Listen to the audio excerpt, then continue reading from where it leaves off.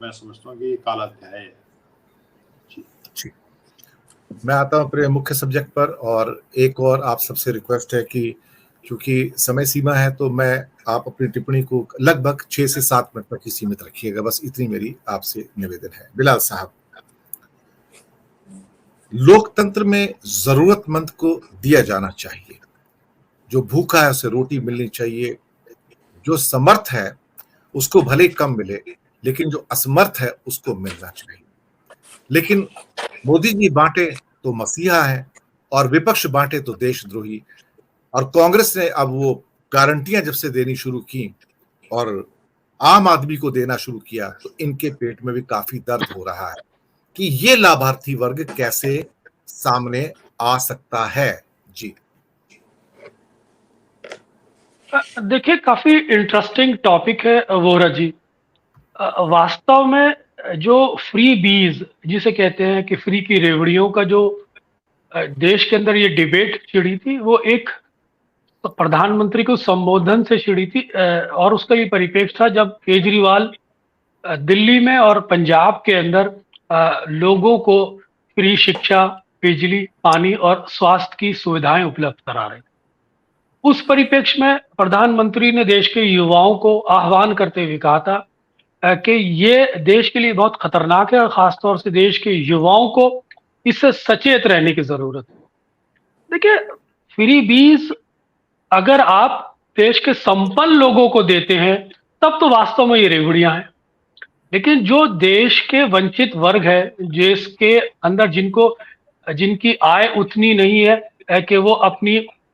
दिनचर्या को पूरा कर सके या अपने महीने के खर्च को उठा सके, उनको अगर इस तरह की सुविधाएं खासतौर से वेलफेयर स्टेट में दी जाए तो मेरा व्यक्तिगत रूप से ये मानना है कोई बड़ी बात नहीं है और इसमें कोई बुराई नहीं है। लेकिन फ्री बीज का सवाल तब ज्यादा प्रासंगिक हो जाता है या कहिए कि रेलिवेंट हो जाता है जब आप देश के एक संपन्न वर्ग को या कहिए कॉर्पोरेट वर्ग को आप इस किसी भी सरकारी योजना से लाभान्वित करने की कोशिश करते हैं या कहिए कि अपने पर्सनल इन्फ्लुएंस से उनको लाभान्वित करने की कोशिश करते हैं, तब ये एक चिंता का विषय है राष्ट्र के सामने। इस पर डिबेट होनी चाहिए। डिबेट इस बात पे भी होनी चाहिए कि जब प्रधानमंत्री नरेंद्र मोदी के बारे में श्रीलंकन इलेक्ट्रिकल पार्लियामेंट्री बोर्ड के चेयरमैन ये कहते हैं अपनी संसदीय समिति में कि भारत के प्रधानमंत्री ने हमारे राष्ट्रपति से ये दबाव डालकर ये कहने की कोशिश की है कि जो ये बहुत बड़ा इलेक्ट्रिक विंड का बहुत बड़ा प्रोजेक्ट है ये अडानी को दिया जाए, तो ये बहुत बड़ी देश के अंदर खबर बन जाती है। और अडानी एक कॉरपोरेट है, उद्योगपति है देश के, आखिर उनके ये फेवर क्यों किया जा रहा है? वहीं जब प्रधानमंत्री ऑस्ट्रेलिया जाते हैं और वहां पर कोयले की खदानों के संबंध में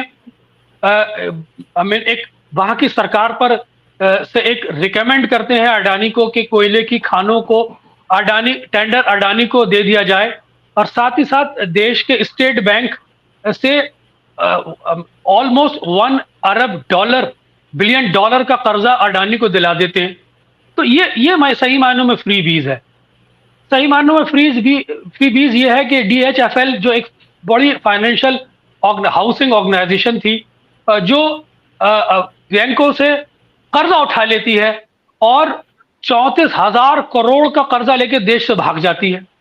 और जब Bharatiya Janata party election commission के अंदर इस संबंध में एक जानकारी देती है कि इन कंपनियों ने हमें फंडिंग की है, तो उस DHFL का भी नाम उसमें शामिल होता है और उसको राइट ऑफ कर दिया जाता है उन लोगों का कानून। ये मेरी नजर में फ्री बीज है। तो इस चीज को समझने की जरूरत है कि देश का जो नीति निर्धारक है, देश की बागडोर जिन लोगों के हाथ में है या देश का भविष्य जिनको देश जनता ने सौंपा है, वो देश की जनता के पक्ष में निर्णय लेते हैं या इस देश के कॉर्पोरेट के पक्ष में निर्णय लेते हैं। अगर ये निर्णय कॉर्पोरेट के पक्ष में जाता है, उनका फेवर होता है, तो ये फ्री बीज मेरी नजर में है। अगर वेलफेयर स्टेट के माध्यम से सरकारें अपनी समाज के I mean below the poverty line या कहिए बीपीएल परिवारों को ऊपर उठाने की बात करती हैं, या उनको फ्री शिक्षा, फ्री बिजली, फ्री पानी की सुविधाएं प्राप्त देती है ताकि उनका जीवन निर्माण का स्तर ऊपर उठ सके, तो मेरी नजर में ये कोई बुरी बात नहीं है। तो इस पैरामीटर के अगर दृष्टिकोण से चीजों को देखा जाए तो मैं यही कह सकता हूं कि दूध का दूध पानी का पानी हो जाएगा। सरकारों को इस बात का ध्यान रखना चाहिए कि फ्रीबीज उन लोगों को दी जानी चाहिए देश के अंदर जो इसके सही मायनों में हकदार है। और एक बड़ा पॉपुलर एक सेंटेंस है जो एक सलमान खान की पिक्चर में कोट किया गया था, अपन करे तो साला करेक्टर ढीला है। तो जब हम करें तो बुरी बात है, आप करें तो ये अच्छी चीज है। तो ये चीज नहीं होनी चाहिए, ये डबल स्टैंडर्ड्स नहीं होने चाहिए। जनता और कॉर्पोरेट के लिए नीति एक होनी